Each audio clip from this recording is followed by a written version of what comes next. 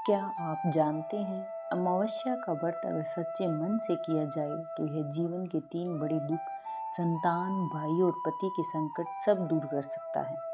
आज की यह कथा आपको न केवल चमत्कार दिखाएगी बल्कि यह भी सिखाएगी कि सच्ची श्रद्धा और नियम का फल कितना बड़ा होता है। तो आइए सुनते हैं अमावस्या माता की अद्भुत कथा।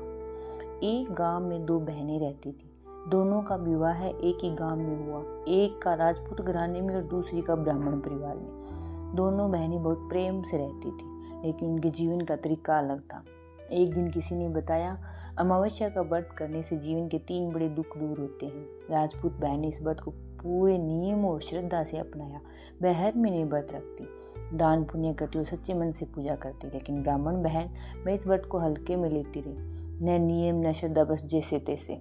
कहा जाता है अमावस्या व्रत 3 दुख दूर करता है, संतान का दुख, भाई का दुख, पति का दुख।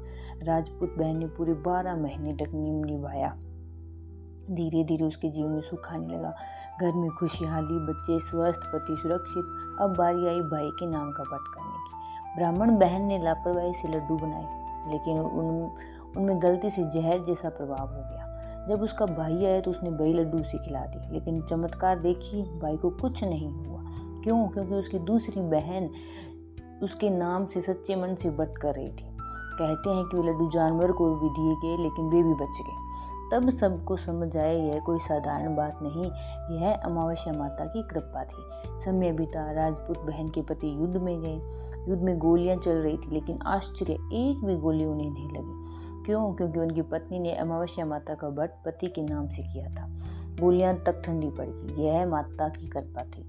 अब ब्राह्मण बहन को अपनी गलती समझ आई। उसने देखा कि बहन का घर सुखी है, उसका भाई सुरक्षित है, पति भी सुरक्षित लौट आया। तब उसने भी सच्चे मन से व्रत करना शुरू किया।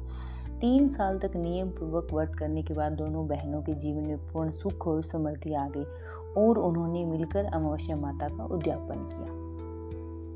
व्रत तभी फल देता है जब वह श्रद्धा और नियम से किया जाए, दिखावे से नहीं, सच्चे मन से पूजा करें। भगवान देर से देते हैं पर देते जरूर हैं।